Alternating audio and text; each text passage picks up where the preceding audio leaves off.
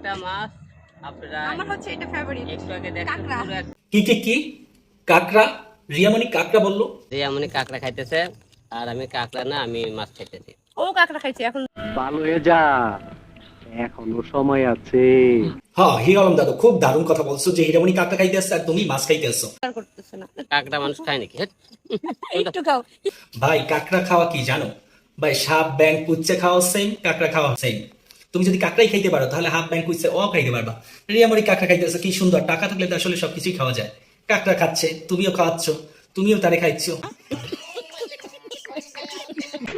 কাছে কাছে তোর যত আসি, হ্যাঁ ভাই, তোরা আরো কিছু কর, কাছে কাছে যত আসি পুরো দেখাই দে। মানে বোঝা যায় ভিডিও যখন করে বোঝা যায় স্বামী স্ত্রী বেডে বসে করতেছে, কিন্তু ক্যামেরাম্যান যে একটা অন্তত পক্ষে থাকে সেই লজ্জাটুকু কি তোদের নাই?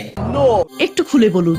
ঠিক আছে ভাই, তোরা ভিডিও করতেই পারোস, একটা ভিডিওর শালীনতা তো থাকা দরকার। এই যে রিয়ামণি দেখা যায় বর্তমানে হিরো আলমের সাথে থাকে, অনেকে বলে যে বিয়ে হয়েছে কিনা, আবার হিরো আলম বলে যে বিয়ে করছে, তার আগে একটা এক্স ছিল ওয়াই, সেটা চলে যাওয়ার পর হিরো আলম রিয়ামণিকে বিয়ে করছে। ভালো কথা ভাই, কিন্তু বর্তমানে যে টিকটকে যেসব ভিডিও রিয়ামণি এবং হিরো আলম ছড়াচ্ছে, মানে ছাড়ছে, যেগুলো পাবলিক করছে, সেটা আসলে অনেকটা বাজি, মানে সেটা অ্যাডাল্ট টাইপের। সো ওখান থেকে হিরো আলমকে বের হয়ে আসা উচিত। কি আছে তোর মাঝে?